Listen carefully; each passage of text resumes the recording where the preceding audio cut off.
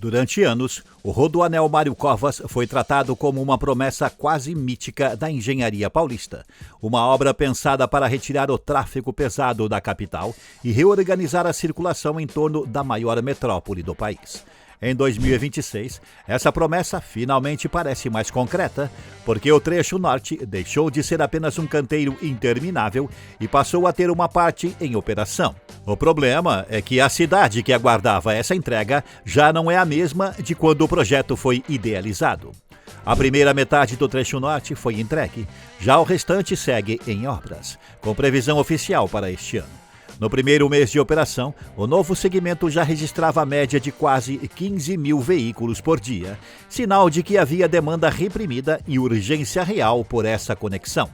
Mas esse avanço também expõe uma dúvida maior.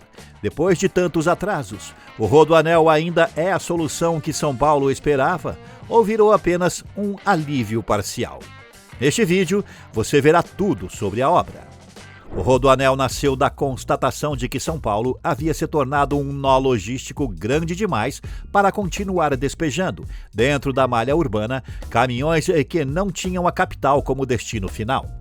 A metrópole concentrava algumas das rodovias mais importantes do país, recebia fluxos industriais, portuários e interestaduais em várias direções e transformava esse encontro de eixos em congestionamento crônico, desgaste viário e perda de eficiência para toda a economia paulista.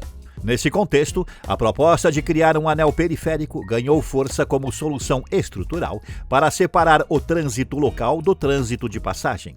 Assim, o Rodoanel foi concebido como uma infraestrutura de escala regional, com cerca de 176,5 quilômetros de extensão total, capaz de articular corredores estratégicos e melhorar a ligação entre interior, capital e Porto de Santos.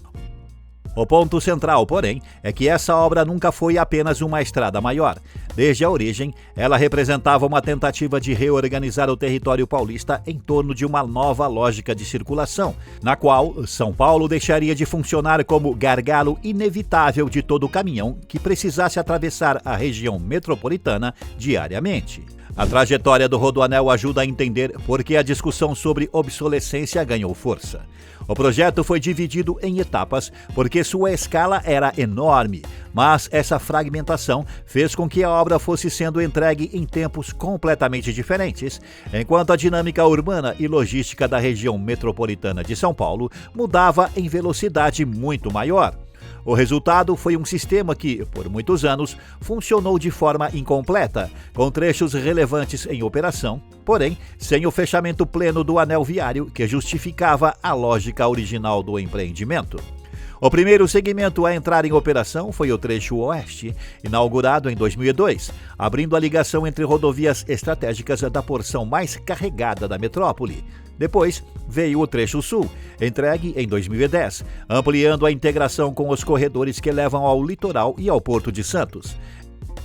Em seguida, o trecho leste entrou em operação a partir de 2014, consolidando boa parte da estrutura perimetral e reforçando o papel do Rodoanel como corredor de redistribuição regional.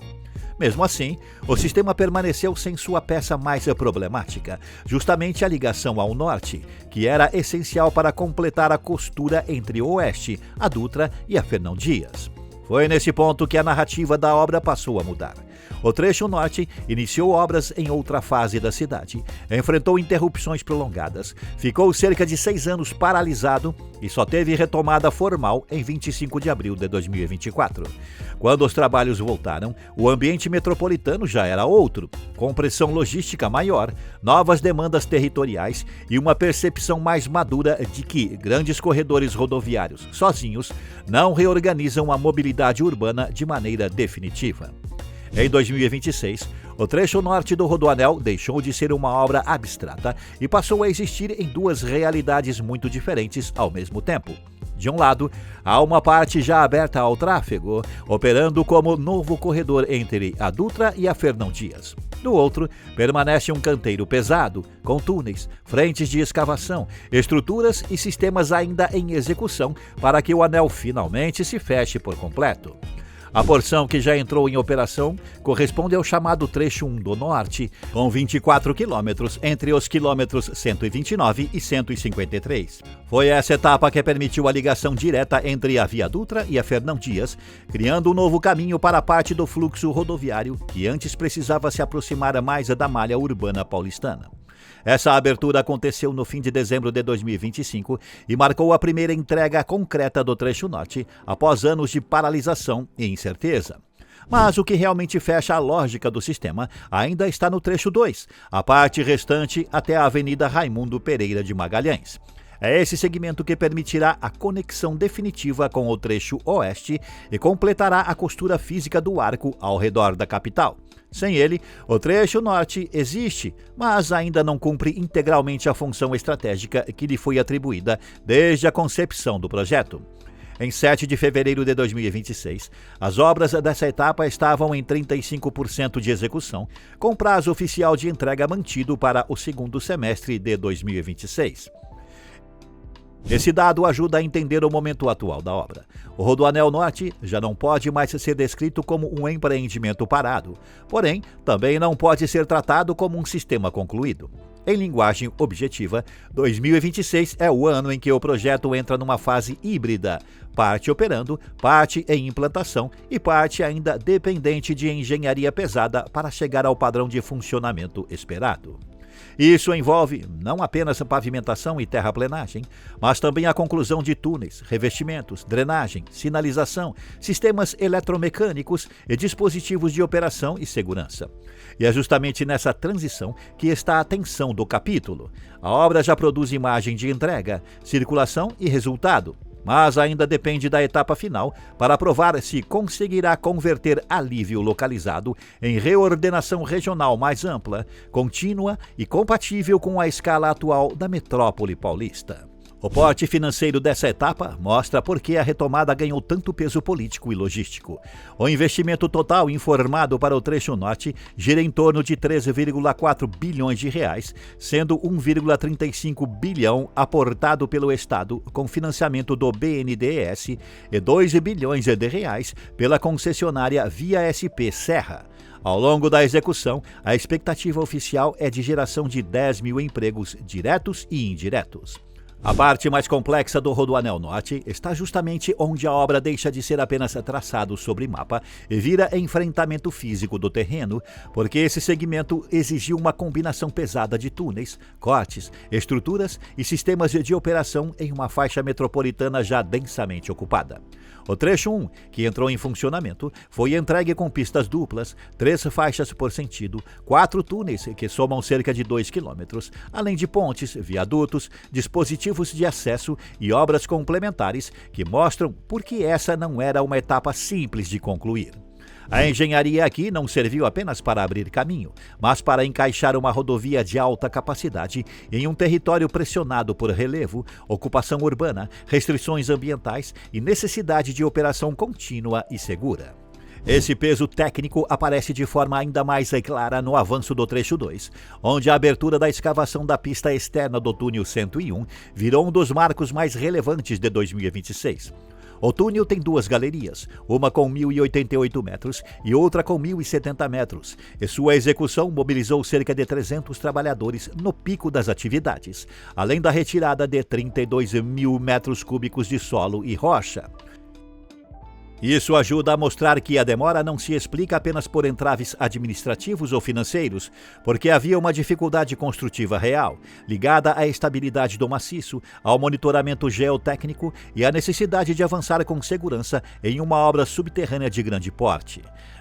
Mesmo depois da escavação, ainda permanecem etapas como rebaixamento, revestimento, pavimentação, sinalização e instalação dos sistemas operacionais e de segurança que permitirão o uso pleno do trecho.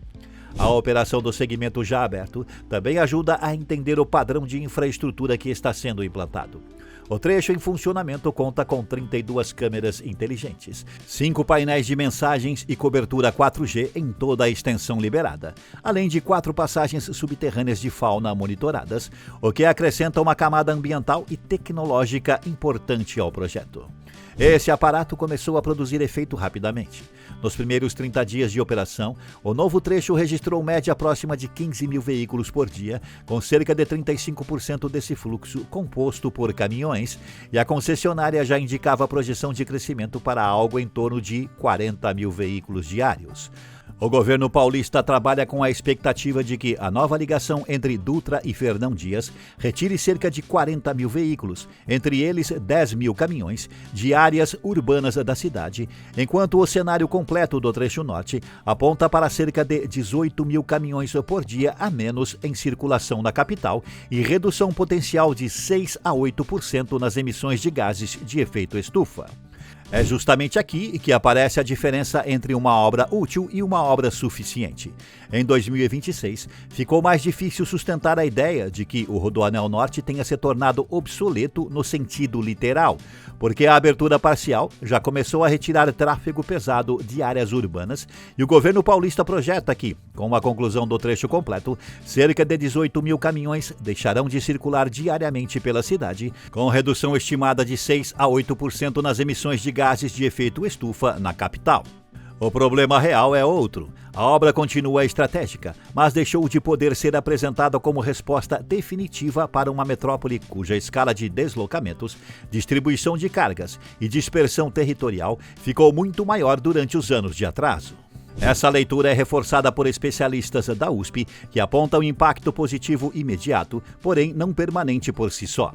A avaliação técnica é que o Rodoanel melhora a fluidez no curto prazo, mas tende a perder parte desse efeito quando a infraestrutura rodoviária passa a ser absorvida pela própria dinâmica da metrópole, especialmente se outras frentes continuarem atrasadas, como transporte coletivo de alta capacidade, integração entre modos e políticas urbanas que impeçam o uso do anel como atalho de circulação interna. É por isso que o que ainda falta pesa tanto quanto o que já foi entregue. No trecho 2, as obras estavam em 35% de execução em fevereiro de 2026 e a conclusão oficial segue prevista para o segundo semestre do mesmo ano.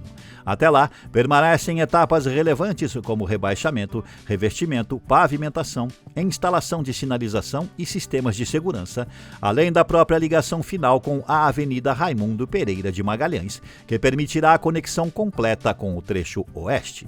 No fim, a resposta mais consistente para a pergunta do vídeo é que o Rodoanel Mário Covas não está obsoleto como infraestrutura logística, porque ele continua necessário e tende a ganhar ainda mais relevância quando o trecho norte for concluído.